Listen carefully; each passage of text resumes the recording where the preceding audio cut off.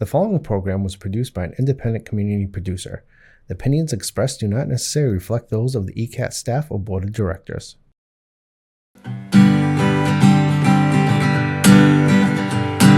to you from underneath a peach blossom. It's time for an episode of BeAuSm. Find positivity throughout your life and work. Just like our mascot rooster, Steve the Jerk. Hello and welcome to another exciting episode of the BeAuSm podcast. We were just sitting here, Mark and I, my esteemed co-host of the podcast. It's been MIA for a while. We were just talking that the podcast we haven't had an episode since September that's been released. And Mark, I don't think you've been here since, you weren't here for the palette. No, So it's August. Yeah, it's been August. Well, welcome back. Yeah, it's great to be kept back. your chair warm. I think people might have thought, where'd Mark go? But we've been keeping you under wraps the last couple months, it seems like. I've been writing. We're going to talk about that in a little bit. But it's great to be back in the studio. Well, welcome back. Awesome. Yeah, let's dig right in because just me and you, no guests. We're guests of each other. So let's talk about the book. Let's get right into it. I think can we say the dates? I'm going to actually let you drive this thing because I know that I'm going to say things that I shouldn't, and I don't want to do that. I don't want to get in trouble. There's no getting in trouble with I don't me want to say anymore. anything like March 13th, 2025. I don't want to do that. No, March 13th. I was born on the 13th. It's my birthday. I've already published one book on my birthday, and that's the date I'm willing to say publicly. Yeah, absolutely. March 13th, 2025. I've been working real hard on the book, and I'd say it's about 80%.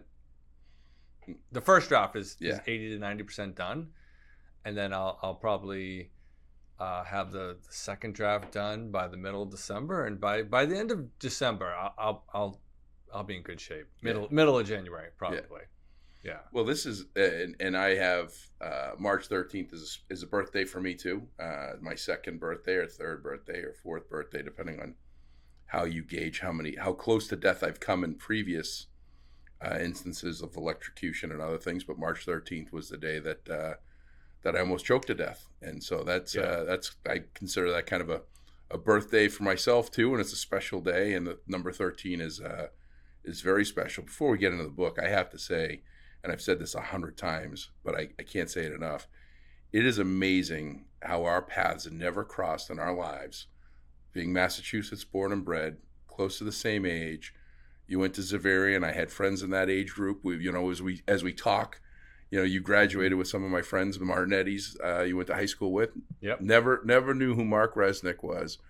Met completely inadvertently on your publishing of your first book because it was about your father with Alzheimer's. That my father had dementia, and the timing of all of that, and then lo and behold, we don't connect completely, and you're on a personal friend of mine, David Cook's podcast in August of 2022. Was it 2022? Probably. Yeah, it was 2022. Yeah, that's when the book came out. Yeah. August of 2022, and come to find out, you're his brother-in-law. Yeah. And your birthday's on March 13th, and I had my own near death on March 13th. There are so many crazy connections to us that it took almost 50 years before we are. And as we talk, we still have these like aha moments of like, oh my God, that's me, or that's something I've done, or there's just so many many connections. Doubt. Jesse Itzler, we both joined his program. I heard him speak at a keynote, Jesse Itzler, a few years ago, and I was like, oh, this guy's pretty cool, and that's what prompted me to kind of get involved in his sort of coaching group networking program. How did you find him, and why did you get involved with his group? Yeah, so it was COVID, and the chapter, one of the chapters I have to work on today is investing in yourself, Tony Robbins and Zig Ziglar and these other greats that I went to get professional development from, growth and learning, and COVID had hit, and I knew 2019, I'll backstep. in October 2019, I went to Georgia to go to the Night of Candles with Zach Brown Band for they have a private fundraiser at the Coca-Cola Theater or something. And I saw, we stayed in Waldorf Astoria, just outside of Atlanta. I mean, we did it was a nice trip. It was a special trip. And Spanx headquarters was right there. Yeah. And I really didn't even know what Spanx were. Like, I knew what they were, but I didn't know the backstory to Sarah Blakely. And but I was like, wow, what an amazing space and all this stuff. So I started to follow her on Instagram. And I actually sent her some coffee mugs because she does like the coffee mug, the weekly motivation with the coffee mug. She hasn't done the BeAuSm coffee mug yet. But as I was reading into her story, which is amazing, like she spent her last $5,000 and she was having these things made and shipped to her house, and literally like no debt, no borrowing of money, turned into a multi-billion-dollar brand that she just sold. I learned about Jesse Itzler, who, he got to start writing a rhyme for the New York Knicks, right? And he was just, he was someone that had ambition but didn't have the plan. And he started this marquee jet and, did $4 billion in business and sold it, and part owner Atlanta Hawks, Zico coconut water. I learned about all these different things that he was involved in. And through her. Yeah, through following her, I started to learn about him, and I was like, wow, this is a pretty fascinating human being. And he just seems like a normal guy, right? He just seems like he kind of seems like someone that you'd want to emulate as a father, as a businessman. Like, he seems to have it together. Like, he seems to have his relationship in order. He seems to have his work in order. He's at his kids' swim meets and doing all these things. So you just kind of look at him and it's like, wow, this guy's, he seems to have his stuff together. Now, granted, they got a couple $billion between the two of them, so they probably have a lot of people to help with pancakes on Sunday. But somewhere around, I guess, January or February, they launched the Build Your Life Resume openings. It might have even been December of 2019. And I was like, wow, that's cool. That seems like a good idea. But it was like $1,500. And it was all online. Like, spending $1,500 to go to Tony Robbins for a day, I could see that. Spending, Tom Hopkins sales mastery. You go down to Arizona. That's where he used to have it. You'd spend $2,500, but you'd be sitting in a room with 2,000 like-minded people. So just that piece of it is worth its value. I could not wrap my head around, how am I going to get value out of this online? Because I was zoomed out, right? It was just like, you knew you were going to go into this whole thing. And I don't know, one day I was just like, you know what? I'm not going to be able to go to anything in person. I need to do something. Let me continue my growth. Let me join this thing. And I did. And to date, I was upset that it ended, because he doesn't do it anymore. He's got his, Running Man. He's for anybody that doesn't know who Jesse Itzler is today, he's got an equivalent of Everest hiking race, where you hike up the mountain and then you take the chairlift down. So you hike up numerous times to be the equivalent of the number of feet that you'd climb for Everest. He's got this event called Running Man. A lot of his life now is all about endurance running and events. But a very successful businessman, part owner of Atlanta Hawks. I just bought back Zico water, from my understanding. So, the coconut water. I sold to Coca-Cola. Now I believe they just bought that back. Oh. He bought a pickle company. Like, this is kind of the fascinating reasons why I was why I was interested in probably what got him. It was like, he thinks about simple things. Like, when you think about peanut butter and you're our age, like, the first thing that comes to mind is Jif. Choosy moms choose Jif, right? Like, there's just these catchy brands and everything. And so he's like, yeah, there's, so many billions of pickles that are eaten every year. There's 7 brands, and no one's like, oh, I can't wait to go get a jar of Vlasic pickles, right? Or whatever bread and butter, or whatever because I now go to the pickle aisle and I'm looking at these different brands of pickles. And so he's creating a pickle brand that he wants to make the brand that's recognized by everyone. And so, so I don't know. One day I just woke up and I just signed up, and I was like, wow. And then I started doing the live calls, and it was just like, he was calling people out in person, and there was almost 2,000 of us. Yeah. Right. And so, but that was my professional development for 2020, which was a screwed up year. Yeah. So 2020, 2021. And then I think he closed it in 2022. Yeah, I don't know. I didn't know it was. I know he has other coaching programs. Yeah, you got to pay big bucks. But oh yeah, yeah. Well, that was the thing. He stopped this $1,500, $2,000 thing, which is a lot of money. Yeah. But it was interesting. I don't know if he said it publicly, or if it was something that I got afterwards. But it was like, if this is a problem, we'll work with you. And you can pay monthly, or you can do whatever. And they actually gave me like 6 months. After they gave me like an extension of access when I didn't renew it. Yeah. And the reason why I didn't renew it wasn't because it wasn't of value or anything. It was just I wanted to get back to in-person stuff. I wanted to get back to, digging in and seeing people again. So yeah, I mean, I got everything I possibly could have gotten out of it. It got us. I was gonna say the $1,500 was well worth it. Absolutely. Because that's the point of the whole bringing up Jesse. Is that's that's really how we met. Yeah. If it wasn't for Jesse, oh yeah, this wouldn't happen. I mean, I suppose you still would have been listening to the podcast, but you had already tried to reach out to me before you heard me on the podcast. Yeah, I bought 10 copies of your book. Yeah, so it was a double whammy. Yeah, but I think you made the announcement on the listserv the day that you released it, and I think I sent you a message. I think I went online to Amazon and bought 10 copies of the book. Yeah, and sent you a message and said, hey, just bought a bunch of copies of the book. I also see you do merchandise, and I was dealing with a little bit of a tumultuous merchandise situation. It was meant to be. Yeah, so thanks to Jesse. Yeah, I mean, Jesse and we're 10 minutes away or a half hour away, really, but 10 miles away from each other, and we're both in the same group. And unlike you did a deep dive and who's in my area, who can I talk to? Yeah. I was just like, well, whatever. California, Easton, Mass, whatever, same thing. Well, it was interesting was, like, I did a number of deep dives because I wanted to see who was in it. Yeah. Like, we had everybody from Governor Newsom in California to the CEO of Dude Wipes to, an up-and-coming podcast person to my guest that never made it that I told you about, that she had a rather interesting story. But it was just a little bit of everything. Jen Drummond, who was the first woman to climb the 7 second highest peaks, she was on the podcast. That was the interesting. That was probably the most interesting thing, was I opened up my podcast for anybody that wanted to be on it, and there was only a couple of takers. Yeah.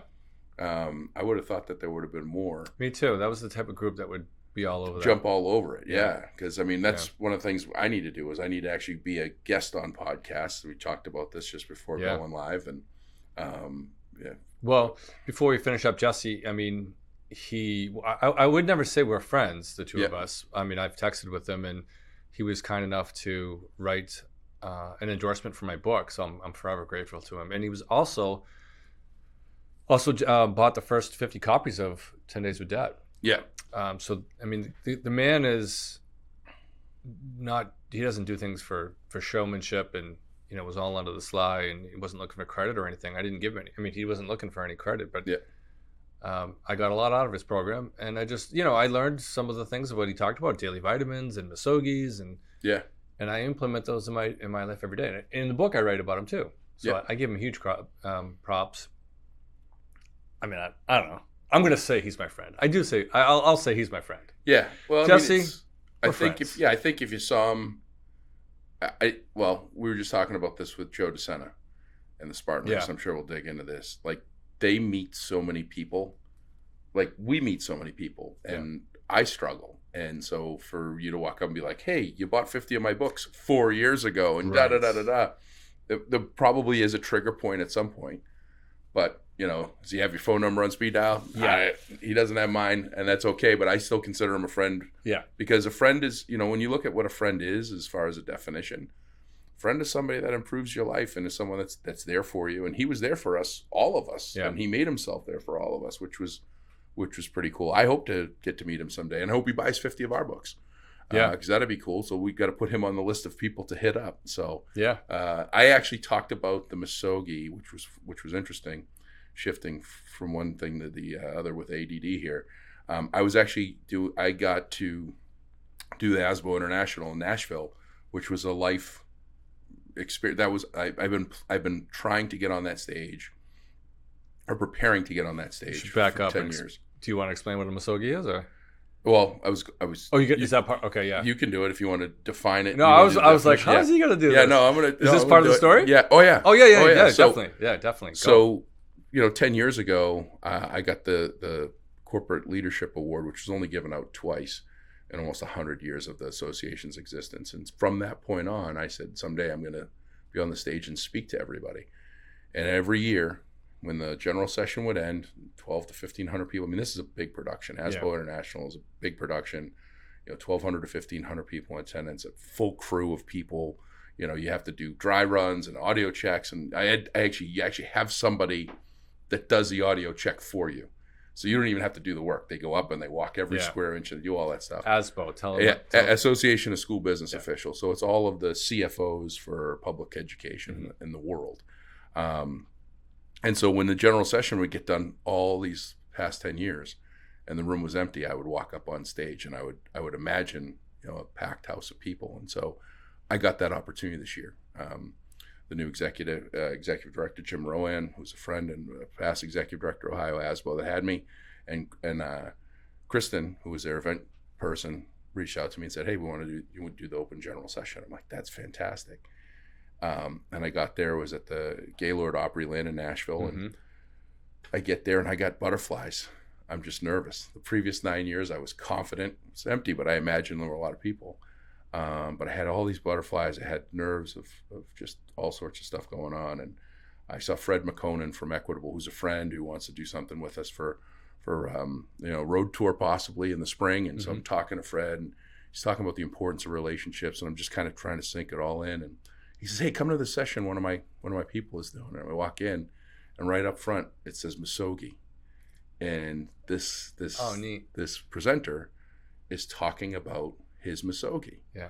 And he, I don't think, was part of Jesse Itzler's anything, but this misogi is something that's been around forever, and it's challenging yourself to do something difficult that you wouldn't otherwise do, at least once a year, right? It's once a year. It could be once a year. Or I think that's one done would be great. Do one a year. Yeah. And so I immediately, I'm just captivated by this presentation. I'm going on stage in an hour, and you know how I am and how weird my brain works. So I run to my room, fire up the computer, and I put a slide, misogi, and I put the definition, and I shared with the audience that this was my misogi, for this year for speaking, and I went into detail with it. The only problem was I locked myself out of my room. I ran out. Oh, I got to my general session. I was dripping in sweat. I was my God. Because the Gaylord Opryland is massive. It's the largest hotel in the country, non-casino hotel in the country. It's massive. Yeah. And I had to go from one end to the other to do this talk. But yeah, that was the misogi. I hadn't seen misogi anywhere else until that morning. And when I was listening to him, I'm like, this is my professional development speaking misogi for the year. And the Spartan race was probably my physical misogi. So I actually did 2 this year. Yeah, absolutely. And unplanned on both. So yeah, it's definitely, I talked about it in my talks as well. And it's a little bit hard to grasp in the sense, but really just push yourself to do something that's really outside your comfort zone. Yeah. For some people it's starting a side hustle. Yeah. Or maybe it's that podcast you've always wanted to start, and you've been putting it off because it's going to be hard and difficult. Yeah. Sometimes it's physical. Yeah. Yeah. I think that's what most people automatically gravitate to, which is physical. And I think doing something hard successfully physically, the appearance of success is a lot stronger than the appearance of doing something hard. I'm going to disagree. Well, you can, and I'd love to talk more about it, but like a podcast, you said, as a podcast, starting a podcast was hard. Like getting it started, going. It's not hard to actually do the technical part of it. Right. But get the equipment or come to a room and start it. But like to plan it out and to actually have confidence and take that step and publish it. Right. For some people, that's like running 3 marathons. It's terrifying. look, and I'll tell you, we get tens of thousands of downloads on each of the episodes and everything. I have not had a single person come to me and be like, episode 1 and 2, you had, people don't typically see, thankfully, like, and I don't want you to go listen to 1 and 2. They're terrible. They're awful. It's just me. I'm by myself. I'm under my peach tree. It was just having to get the confidence, like you said, that confidence piece. But people don't tend to see that because people don't tend to pay attention to something like this until you've made it. Like, go back and listen to Joe Rogan's first year. Like, that's what I used to do. I used to listen when I started. Like, you would get so discouraged if you listen to Joe Rogan today. But he's done like 2,500 episodes of podcasts, right? Like, go back to his. Just for the record, I've never listened to one of his episodes. Well, go listen to. Well, I'm not a Joe Rogan fan. I'm not a fan. So you don't need to be a fan. Yeah. But what you do need, the point is to be in the podcast world. Like, I'm not a fan of a lot of podcasts I listen to, but I want to learn from the people that are the best in the business and see what they're doing that could be something that I might want to adapt or adopt, or something that I don't want to adapt or adopt to. Like, he's got a ton of ads, right? That's cool. I think he makes like $25,000 or $250,000 an episode now because of ad volume and everything else. No, he's successful for sure. I want to do ads at some point, but I want to make sure that they're the right ads. And how do you do that? And so, but when I started the podcast, I would be listening to these established podcasts and getting so discouraged. And finally, one day, I don't remember who told it to me, but they're like, why don't you go back and listen to when they were you? Like, listen to episode 1 and 2 and see what that's like. And so that's kind of like the thing that I think with the physical thing, like when I was going through this whole Spartan thing, people were like, oh my God, you look like you lost weight. Well, I did. I lost almost 40 pounds. I gained a bit of it back thanks to torn tendon and steroids and other stuff. But people see that transformation, right? Yeah. They see the physical transfer. That's the only thing I'm trying to say is, like, it's a lot easier to see you go through the uncomfortable piece of physical because people go, oh, you look like you lost weight. Oh, you can actually run. Oh, you're not passed out on the side of the road after you walked a mile. Like, right? They see that stuff, where the mental stuff people don't see because it's mental jujitsu going on in your brain, not outside to the outside world. I think that's the point of the misogi. Yeah. Is it's your misogi. It's how you push yourself, physical or not. Like leaving your job to start to follow your dreams and pursue your side hustle is enormous. Or just leaving your job to go into another industry, another field could be your misogi. Writing a book is definitely a misogi. I mean, there's lots of different examples I pointed in my book, but it's just like physical is definitely easier for some people to wrap their heads around. Yeah, I don't know what it's like to leave a job, as you know, in the chapter of fired 1, 2, 3, whatever. I like the chapter that we talk about. All the times I got fired. The chapter titles are totally drafts right now, so they're all up for. Is there one the one you love the most so far is First Date, First Week, or we're not sure what it's going to be called, but it's basically. I think that catches First Date, First Wake, and it's chapter 1, which is fitting. So it sets the tone. Yeah. Well, I thought that was interesting because you actually did it. So as I was reading this weekend, I was going through this, and let's go through the process of the book, because I think that it's, for all intents and purposes, it's my book with my name on it, but this is a labor of love of yours, and you've captured, in essence, you've captured someone that does okay with speaking, and you've put it into writing, and collectively we've put these series of stories together, and we've put together the Grace model. So it's been a lot of back and forth and a lot of by design, but we've come up with the book of the essential elements living your. Now this is the piece of the book that I had this epiphany. I haven't even talked to you about this, but someone had asked me something this weekend about BeAuSm, and it started, and we talked about the start of BeAuSm, and the idea was originally it was supposed to be a book, and when BeAuSm launched in 2018. The idea was BeAuSm, the essential elements to kicking ass. And I was stuck on that for 5 years. And it's right there on the shirt. Yeah. So it's probably, So, and probably got to change that. Probably got to change it from the trademark, or maybe we got to keep it. it's still to be determined. But the reality of it was that was going to be the title of the book. And the original design was I was going to share my experience and how to kick ass at life. Mm-hmm. And in 2018, it was just a different time. It was, things were good. I had a good job. I was working I helped grow a company that was, from zero, from a handful of employees to, closing in on 500 employees to $100 million in business, the de facto standard user of the software in the industry we were in. Life was pretty good from all intents and purposes. Cheated death a couple times, had paddled a giant pumpkin, was going to attempt to climb a 14er. There's all these different pieces of my life mm-hmm. that some people wanted me to share in this book to give people insight and understanding. And then 2020 hit. It's actually 4 years and 1 day ago, I got fired from that job and that I was so proud of in 2018. And I probably should have left. Self-reflection, I sit here and go, and I should have left. I wasn't, my heart wasn't in it anymore. It changed in design and everything else, but I lost my job. Arguably had some issues in my head, as others did. And I think mental health awareness and everything else, 2020, 2021 became real, right? It became something. And that's where I came up with You Are Awesome. And I'm like, let's just write a book about you being awesome. Let's just tell other people's mm-hmm. stories and make this work. And then, fast forward to Miramichi, February of last year, sitting in the lobby of the hotel, mind mapping this idea of You Are Awesome. Mm-hmm. And the reality was we were putting this together, probably didn't realize it all at the time, but we were putting this together, which is a combination of the two.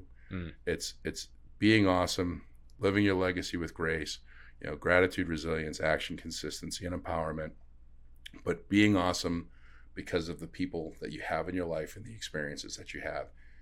And this has knocked it out of the park. Like, this is like the stuff that's been captured like so far. It's amazing. And I just sit here and I read it. I'm like, I can't believe, this is my life. I can't believe this is my life, right? I can't believe this is my life. Like, as it's captured. And I mean, there's stories. Well, first date, first wake was 32, 33 years ago. Yeah. Like, there's stories in here that are, 25, 30 years old. And then there's stories in here that haven't even been written yet because right. the result of the action of what happened hasn't happened yet. Exactly. Right. Yeah. Which is just really cool. Well, and I think for people who know you, they've heard you speak. Some people have heard you speak multiple times. Yeah. In your audience, in your industries, but there's stories that they have never heard before in the book, which is good. A lot of them. Yeah. So that's exciting, and I think it was exciting for you too to like kind of see the chronology. Yeah. Of some of these events and putting it all into place. It's kind of cool. It's been I've shared this with you a couple times. There's a couple in here that I've told the story 100 times. I've stood on stage and I've told the story, but reading it on paper once is just like, whoa, mm-hmm. this explains a lot, or it hurts, or it's hard, or it's different. Yeah, it's very different. And I think what's great about this is, I think whether you're someone that knows me for 50 years mm-hmm. or you've never met me, I think that anyone that reads this book can get something out of it that can get them maybe to just realize or understand more how they've become themselves, who they are. Yeah. Do they like themselves or not? Because in here I talk about, like, this is reality. I wear a shirt that says BeAuSm every day. First paragraph's like, I know I'm not always awesome. And there were some dark days. Yeah. And I continue to have dark days. Like, I'm not, most people that do what I do paint a picture of how amazing life is, and it is, but they paint it like life is amazing every day, and it's not. No. It's hard. This is a Monday morning. We've had guests that aren't able to join us. You've got to get out of here in a few minutes. I've got a pile of stuff a mile high. I've got stress like nothing else, and we're just coming off of a long weekend of being thankful for Thanksgiving. Yeah. Right. That's just what life is. But if you look at some of these things and you look at some of these stories and you go, wow, this is pretty cool, and this is what I can do and change make things better. And last week I'm just looking at this thing with nothing is guaranteed, which was last week was tough. I mean, that was the 2-year anniversary of my grandmother Lola passing away, and it's a great it's a great title. Nothing is guaranteed. I used to often talk about grumpier old men. You see that movie? You ever see Grumpy Old Man? And I've seen the first one. So the second one, the father, who's the eldest, he's sitting by the lake and he's sipping on a beer in the morning, smoking a cigarette, and they got like a old car bench seat. And the son comes and sits down. I can't remember the two actors, two older guys. The guy that was in Bad News Bears, the coach, and I can't remember the other guy. But in any case, he sits down with his father, and the father's like, every morning I have a pound of bacon, and then I drink a 6-pack of beer, and I smoke a pack of cigarettes, and da-da-da-da. And he goes, I'm starting to think God just forgot about me, right? And that's what I thought about Lola forever. I was like, I mean, she was 5 days short of 100.5. And up until, she had a stroke sweeping a deck, getting ready for a party. Like, that's pretty... It's pretty awesome. Pretty awesome. Like, I sit here and go, if there's a way to go, Lola figured it out. Yeah, she did. But, I was, as old as she was, and as long as she had lived, I honestly felt that she was going to live forever, and God had just forgotten her. And reading the story, and the Macklemore song that came on, and all that stuff that just... Well, I think sometimes you read these kind of books, and you're like, it's too perfect, right? And nobody's life is like that. We're not going to strip out all the bad stuff. I mean, every story is almost like it's like a life lesson, right? Yeah. And those are the books people can resonate with. Yeah.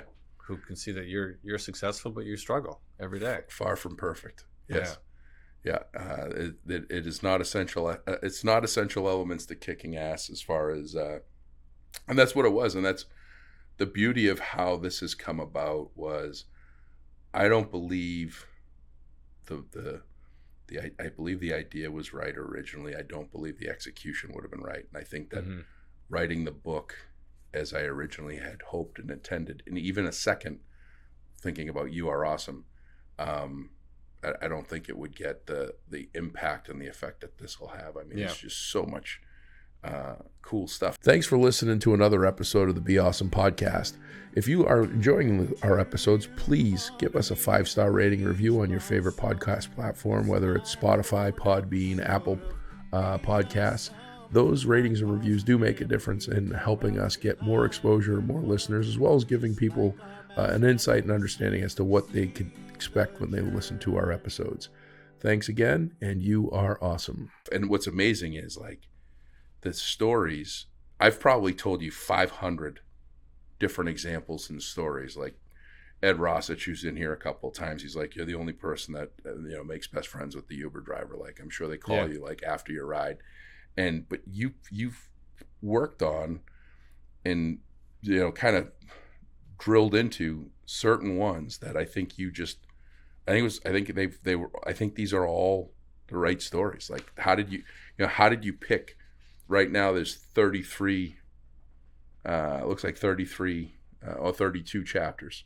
Yeah. Like, how you picked the 32 from talking every day, notes and videos and all the stuff is like, how'd you do that? Like, I think a lot of it was just going back through the notes and taking a story, and I would just start playing around with it. Yeah. And if I didn't get the feeling right, like pretty quickly, like I was forcing it. Yeah, I would just put it aside because there's so many good stories. Yeah. So some of these just resonated with me personally. Yeah. And I think that's if you were the writer, you would have gone through a similar process where you would have been like, this what are we getting out of this story? There's nothing we're not learning anything, or it's so boom, that goes off to the other pile. Yeah, it's a good story, but there isn't a learning lesson. Yes, exactly. And you have a lot of good stories like that. So for me, it was just like, if it hit home with me, then I kept it in there. Yeah. But like, even the silly ones, like, I try to keep it light. Like, there's one on Steve the Jerk. I was just going to say that. I was like, I was going to be like, how you made a chapter with Steve the Jerk is amazing. And it's a great story. Yeah. Like, it was, and God rest Steve the Jerk, or R.I.P. Steve. He was Coyote's meal one day, sadly, earlier this year. But how crazy was that I was telling the story of how I was comforting Steve the Jerk and like telling him don't let the bastards grind you down. Right. But it's true. And it was like, but there I am talking to a rooster, trying to build up his confidence. And that's a chapter. And that's rooster, person, whatever. Yeah. People need to know that, because, people will grind you down if you let them. And that was a life learning lesson that my friend Scott Carpenter told me about. That's going to be in here. So, right. And there's long stories and the short stories. So I definitely wanted to blend in some short stories as well. Yeah. No, and that's what I found. Like, there was where was the one? I guess it's the 1 Second of Hope, the 28. Oh yeah, there's a couple. Yeah, that's Angela. No, is that the yeah, the airline attendant? Yeah. Yeah. That was cool. Yeah, because that was just me. I think that's really kind of the cool part of this whole thing is, you captured stuff that I didn't even think were, like, I would just call you and just be like, you won't believe what just happened. Yeah. I'm on this plane and here I am, and the flight attendant comes on, and it's been a tough day, and she talks about how long we could survive without food, and how long we could survive without water, and how long we could survive without hope. And the chapter is amazing. It captures. Thank you. It captures that moment where I was sitting on this flight, coming home and thinking about a bunch of things. Yeah. And here's this woman I've never met, don't know, that 100+ flights a year I sit on, 99 of them they tell you how to buckle up and where the exit is and all that other stuff. And she just closes out with, that saying, and I was like, wow. Yeah, I mean, look, just for spoiler alert for the people listening, this isn't a book about how awesome Josh is. Oh no, right? This is about the people in his life that he's encountered in his travels that have done awesome things. Yep.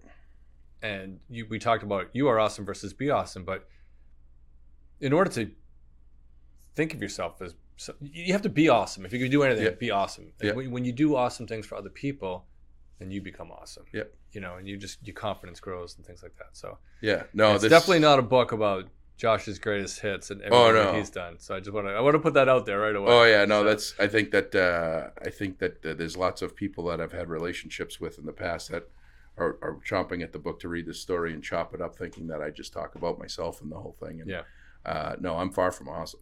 I'm far from awesome. That's the thing. I think all of us we're all a work in progress, right? And we're all just ordinary people. It doesn't matter who you are. We're ordinary people. We have extraordinary opportunity, and what we choose to do with it, and what we focus our effort on, right? Is where it all comes into play. And it's a work in progress. I had Caroline and Heather have become like family to us, but they came into our lives in 2015 when our house was destroyed by the polar vortex, and they're painting. They're painters by trade, but they're unbelievable carpenters, and there's nothing they can't do. Like tile, they can do. I mean, everything. They're amazing. So they were over last week getting ready for Thanksgiving, helping with some touch-up painting because I'm an awful painter. And I was telling them about the Spartan race and how we raised money for holidays for the heroes, and we're doing this. And they were like, "Of course you did." Right. Yeah. And because they've known me for a long time. And I was like, oh yeah. And they of course you would do something that was good on top of something that's good for yourself. And I was like, well, if you want to do something, you got to make it bigger than yourself, and you've got to kind of figure these things out. And I didn't do it. I did it as a self-serving reason for me. It was great. And we helped fly active military home. And I want to continue to support that organization. But in the reality was, I needed to do something like that because otherwise I wouldn't have gone through with the challenge, right? And totally. But we're always working to get better. If we're always willing to work to get better, then we can always wake up with an awesome mindset and figure it out. And well, I mean, it's living your life with grace. Like legacies aren't built in one event, one circumstance. Like legacies are built over a lifetime. And that's what we're trying to say here is these are what we think are the key elements, or these are the key elements in your experience, right, that have helped you live your legacy, and it's going to help other people live their legacy. Yeah. Well, Adam Whatever and that may be. Adam and I were getting morbid before you got here Uh-huh. because you're talking about the book. We're talking about March 13th and having an event. I'm like, because we have, as we were talking in Easton, we have very limited meeting space. Like we have Oak Saints Memorial Hall, we've got the library, we've got Stonehill College, we've got the auditorium at the high school. The Easton Country Club doesn't have events anymore. Like it's so very kind of limited. And I said, Adam, I'm trying to think of March 13th kind of as like my wake. And he's like, what do you mean you're thinking of as your wake? I'm like, well, sometimes I think about when I die, who's going to be there? Like, what are they going to say? Right. What are they going to, maybe it goes back to my first date, my first wake. I don't know. But I'm like, I bet if I get the auditorium at the high school that seats 1,500, 15 people will show up. But if I get the Queesit House that seats 20, 200 people will show up. And it's just one of those fact figure things. But as I was thinking about it, it was sitting there and just that, and I relate a lot of this stuff. I go, like, we're all going to die at some point. And very rarely when you die does someone go, oh, that person was a real jerk. There's a couple, but you got to really screw that up. Yeah. But it is, when you think about it, and I've done a couple of eulogies, when you look at the people that really set out in your life that made a huge difference, there's no lack of stories. There's just one after the other, after the other, after the other, the impact. There's one maybe crucial story of like that difference that someone made. Yeah. Right. That, and it's not in here and we haven't talked about it. My principal, Duncan Oliver, I was in a really bad place in high school. I was a delinquent. I was dealing with personal difficulties with my family element. I had accumulated enough detentions that I had to go to school I had to go after school every day for the rest of my life. And I wrote a goodbye note to my parents. I went to school that morning. I took my skateboard, and I didn't know what I was going to do. I'm fairly confident. First time I'm ever going to really say this publicly. I'm fairly confident I was going to kill myself that day. I'm fairly confident that I was in a point at 16 or 17 years old where I wanted to end my life. Like I felt like a complete failure. I don't know why I'm going to the story, but it's just stuck out as something. It's Adam's fault. And, this was a couple months into my sophomore year in high school or junior year in high school. And here I am at this point in my life where I feel I can't get any lower. And my mother called, nervous and worried. I didn't tell her what I was going to do. I just said, I'm leaving for a while. I didn't have any money. I didn't know where I was going to go, but I'm leaving for a while. And I'll let you know that I'm safe and I'm okay and whatever. And my mother called the school. Duncan Oliver came and got me, the principal at the time, brought me down to his office and talked to me. And he talked to me like I was a human. He talked to me like he wanted to hear what was going on. And I told him, and I shared how I felt, and I talked to him about what a failure I was, and I told him all these things, and that I didn't want to be this person. I didn't like being this person. And he went so far as he lived in Sharon, opposite direction of my house, the furthest part away. I'll never forget. He drove this little old Escort, and he took it upon himself to drive me home that day. And he drove me home to make sure I got home safe. And as he was driving me home, he said, now every day after school, instead of detention, you're going to come to my office and we're going to do your homework and we're going to do your work. And we're going to make sure you get through this stuff. You never told me that story. And it was huge. Yeah. And took me 20 some odd years to call him and thank him. That was that. But he did probably 100 things up to that point. But that was that crucial ignition of, this is why this person means so much to my life, because he probably saved it.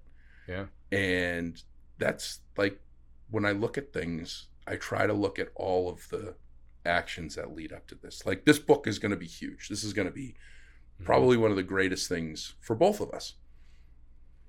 But there've been 500, 600 different reflection points of stories of things that you and I have had that make it what this is going to be. Yeah. And that's what we need to remember. Everything's not always clearly defined as, win or lose, right? It's not, this thing is going to make you win or lose. It's like a football game. One of the things, you like him or hate him, Bill Belichick, he would always tell you, you never blame one play on a loss. Right. It's a series of lots of plays. Yeah, totally. So, but that's, we might have to revisit that story. That's a pretty important one. yeah, I mean, that's the thing. This happens gonna every day. You're gonna have to have a second book or third. No, but it's like every day there's a new story. So it's like, you know, sometimes these things come out this of stuff rattles conversations. This stuff rattles my brain pretty good. Like you start thinking about, you know, what got you here and how you got to this place. And it's, you know, we talk about my professional career. I mean, this is a lot on, you know, this is a great leadership book, I think. Mm-hmm. I think this is a great book for people that want to become effective leaders in business, being more human. Sure. And one of the things that I talk about is we're very much today in a world where we need to meet people where they're at, and we don't need to expect them to meet us where we're at just because we're a boss or something else. You're going to get a lot more effective result if you start to figure out where people are at. And I learned that through Montessori learning program, you know, without grades and all that other stuff. And they put out some smart kids. So Sure do. But yeah, no, that story just popped up in my brain. So now we've got a chapter 34. Now look at that. Now I got another chapter to add up. I think at the end of the day, there's 5 elements. So there's a little bit over 40 chapters total, and as well as an action plan at the end for people who want to try to start making some small changes in their lives. Yeah. And that's all it is. Like when we think about things, I think you asked me a question about something a couple of weeks ago, and I was like, "How do you eat an elephant? One bite at a time." I mean, it's an easy saying. It's if we can just try to improve ourselves just a little bit, and I'm far from figured this stuff out. There's days I feel like I've improved, like get 1% better. Yeah. You know, every day is a saying that goes on. And I feel like some days I'll do 1% better for 3 or 4 days, and I'll get 30% worse on the back end. Right. But you got to just pick yourself back up, and you can start over again. I mean, literally everything we're talking about right now, any kind of goal setting you want to do, you need all the elements. Yeah. You need somebody to empower you or be empowered yourself. Yep. You have to be consistent. Yep. Right. You have to feel the gratitude. I mean, all these things are just, it's common sense. Yeah. Well, but it's not. Well, we don't realize that we're doing it, experiencing, or providing it when we're in it, right? When we're doing these things. I mean, I do with my talks only because I've made it imperative with everything that I do in business specifically, more specifically, you know, showing gratitude up front and in the back of all my meetings and talks. So I always say thank you up front, and it's funny because that ASBO International general session, one of the caveats was I had to have 7 of their slides that, you know, urge people to download the app and do all this stuff. So I sprinkled them all in. Yeah. And it had to be done in the front, you know, 5 or 10 minutes. So I did it, and I incorporated some of my stories. I had my young new sales guy, Nick, come up and do a handstand. And so then the slide that comes up with my name and the picture of me, and I'm like, and now on to my presentation. And I say thank you, and the place just went nuts because they thought that was all that I had done. But the gratitude piece is probably the one that I know of. But you know, when you're doing something that that you're showing massive resilience and you're just in the thick of things, you're just trying to, you know, keep things going. And I think one of the big ones is a number of the biggest one for me is action. One of the biggest ones for me is action. Because I think that there was a lot of time in my life, and I think you touched on it, where, you know, I had all these great ideas, but I never acted on them. I really didn't act on any. Yeah. I didn't go out on a ledge fully until, you know, I was almost 45 years old. Right. Right. I didn't start BeAuSm until recently. I didn't start K-12 Pros until 2 years ago. And I went from this point of like, this is the world's greatest idea. I'll never forget. I invented. I take credit on this, and Amy can tell you this. 17 years ago, I used to dress button-down shirts all the time. And, you know, I dressed really, really nice. Not BeAuSm t-shirts everywhere. I would wear button-down collared shirts almost everywhere, and I created a magnetic collar stay. Interesting. And it was completely homemade. Yeah. Completely Because homemade. he used to bug the crap out of you. And so I was like, and Amy'd be like, what a great idea this is. You should patent it and do all this stuff. I'm like, yeah, whatever. Yeah. Years later, first season of Shark Tank. What do they have? No. Magnetic collar stays. And the person's like a multi-millionaire. And I'm sitting here going, oh my God. I had this thing that I was just like, oh, this is a great idea. And I should have acted on it. And there was countless experiences like that. The Keurig opportunity to to distribute the Keurig filters when it first came Voss out. water. Yep. Yeah. You at the time you're like, nobody's gonna do that. Yeah. Who's gonna pay $4 for a cylinder glass bottle of water? Right. Like they want, big 5-gallon jug. Yeah. I know. Yeah. And it was per cup. It wasn't Keurig. It was per cup. It was a per cup. Yeah. Right. Keurig was just coming out, and I think I did say Keurig, but it was a per cup coffee. It might have ended up being Keurig, but it was the quick. Yeah. It was moving away from the carafe coffee machines. Well, here's the thing. You tend to speak to a lot of people who are older. The facilities managers are just one part of your audience. Obviously, they're CEOs, but they're older. They're more experienced. Yeah. Yet the lessons are just as valuable. I speak to more young people. Yeah. And my thing is this. Everything we're talking about in this book. Yeah. We're old men, right? You just said you didn't have a real decisive action in your life till you were 45, probably starting BeAuSm. Yeah. I probably had others. I just didn't notice. I didn't see it. But if we can get young people to take these lessons and apply them earlier in their life, they don't have to wait until they're 40 or 45 or 50. Yeah. If they can live their life with grace when they're teens and young adults, they're gonna kick ass forever. Right.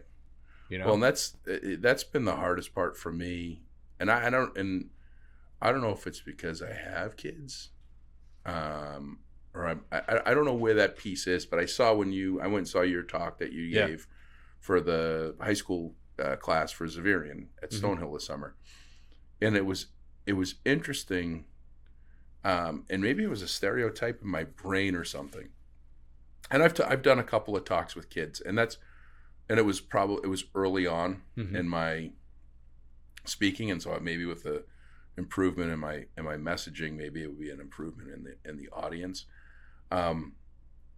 Your audience of kids, like you could see that they were a captive audience. You could see that they were interested. You could see, and I was like, wow, he's making a statement. He could be making a difference in one of these kids' lives. And I looked at it, and I kind of looked at it with like, wow, I kind of would like to do that someday, but I don't know that my message will work for that. And this book does show that the message does work. And I have seen opportunities and instances where people can go, well, how many kids wake up every morning feeling like I felt that morning that Duncan Oliver drove me home? Like, yeah, absolutely.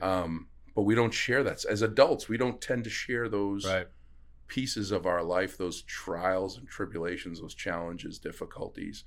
I have that problem with my own kids, sharing with and that's again, you probably had it with your kids. It's like your kids don't realize that you were 15 once or 17 once or went through the stuff. And these kids are going through something completely different. Like social media has made anxiety and depression and feeling of unwantedness and everything else so much worse for these kids. When we were kids, you go out to the speed bump, fight it out, or you have an argument, or you call a couple of friends and you spread some nastiness. These kids, they put it out on the internet for the world to see this stuff, and these kids are having a hard time. So that part I can't wrap my head around, but the rest of it, was going through this stuff, absolutely. No, it's 100% built for young people as well, because our habits are already ingrained in us. We can change them. Yeah.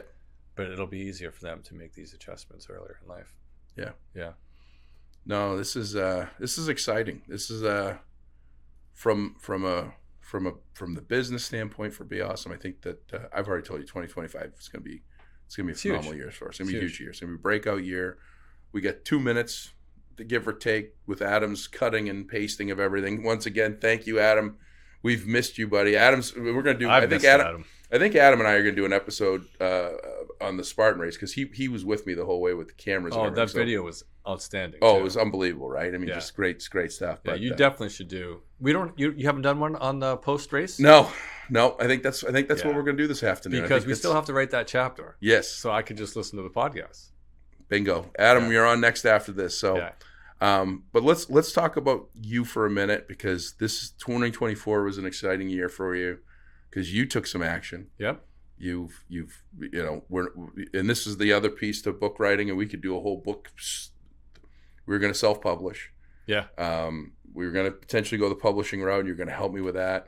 You've been instrumental in collecting and putting the words and on paper and organization and everything else. You're lights out, amazing at doing all that stuff.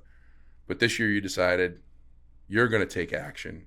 Mm-hmm. Your passion, your dream, your everything is writing. More importantly, helping other people. Yeah. So you've created a publishing. I did. A Created publishing company. So- a publishing house. A publishing house. Yes, it's called Bellarmine Publishing. Yeah. And Bellarmine is the name of the mansion on Fairfield University's campus. It's like the admissions. It used to be the admissions office, but long story short, Bellarmine Hall is where I got engaged to my wife, Colleen. Mm-hmm. And when I was president of the student body, I was inaugurated there. So it's a very special building on campus. It's the highest point on the campus. Yeah. Beautiful spot. And so I thought that would be a good name Yeah. for my company, Bellarmine Publishing. So yeah, you're my first publishing client. Yeah. And I couldn't be more thrilled. Yeah. It's going to be great. No, I am so grateful for the honor. I'm excited for March 13th. I can't wait to see the other books that are going to come out of this. I'm going to be able to say, I remember when you just got started and you've got all of these. Yeah. And we don't care if we're a bestseller. We do want to be a bestseller, but we want to be a bestseller with a reason. We're going to go after making a difference with this book and doing things. And so if it becomes ribbon or whatever, great. Yeah. If it doesn't, that's okay too, just as long as people get something out of Right. it and makes a difference, and excited about that. So, and last tidbit, I grew up less than 2 miles away from where you proposed in beautiful Bridgeport. That's right. Another small world. Exactly. A lot of relationship there. But well, I got to get back to work on my chapters. You got to get back to work on your stuff today. Adam, once again, thank you for another episode hosted here at ECAT Studios. Mark it down, write it down. Charlie Brown, March 13, 2025. If they want to go to the website, Go to BeAuSm.com. They can register or submit your email to be the first to know when it comes out. Yep, pre-release and all that fun stuff. And I think stuff's going to be coming in hot and heavy end of December, beginning of January. You'll start to see a lot more in promotion and be on other podcasts. And can't thank everybody that's listening to this podcast, that's purchased merchandise, that's provided words of encouragement, that's a part of the story. There's people that don't even know they're going to be a part of the story until they get the release forms here shortly to make sure that we can use their names. We are going to use all real names with one or two exceptions. Yes. Either the person has passed or a sensitive one. My first date, my first wake. We're gonna keep names out of that one. But it was a good outcome. It wasn't like it was because it was a bad outcome. So. But thank you for everything everyone has done to keep this going now 6.5 years. We appreciate it. Can't wait for another episode. And Adam's going to get in the hot seat next. So next week's episode will be me and Adam talking Spartan races. In the meantime, if you can be anything, be awesome.